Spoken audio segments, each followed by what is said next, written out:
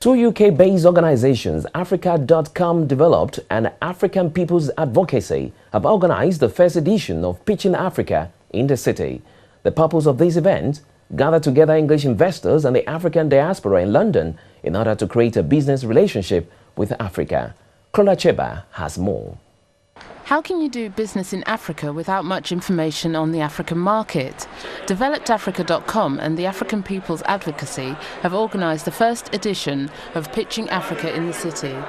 The idea behind the event is simple. If you want to do business in the continent, speak to the diaspora. We've provided a platform and we're creating awareness. The first problem in Africa is information deficit. If information can be made available to the people, then people are more knowledgeable about how they will engage in Africa. One of the people from the city asked the question, it's a perception, how do I engage Africa? And we're saying, why should you be the only person who is obstructing yourself from engaging Africa? African diaspora have bigger empathy to invest or see Africa develop. So we're keeping open the platform to everybody. China is not waiting for the scenario, the environment to be right to invest in Africa. China is going into Africa, and that's why China is recording quite substantial growth in Africa. We want the city, we want African diaspora to do exactly the same thing. Chris Cleverly is passionate about Africa. Coming from Sierra Leone descent, the young lawyer and entrepreneur wants to share his experience. He has been part of a team which advises the UK on development issues in Africa.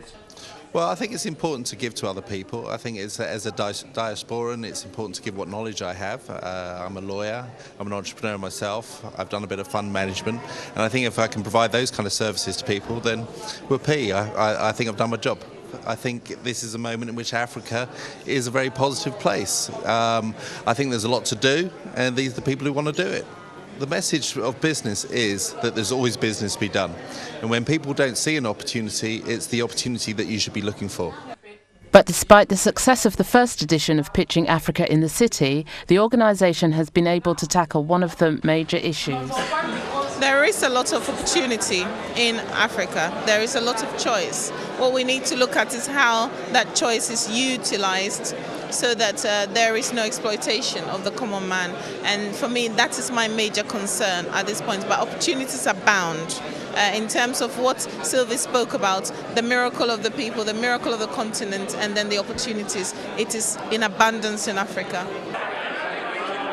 For sure, Africa's opportunities are increasingly catching the attention of multinational companies around the world.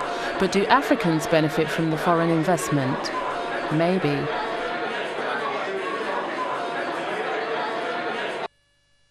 It's time to take another look at the headline-making stories in the News Bulletin.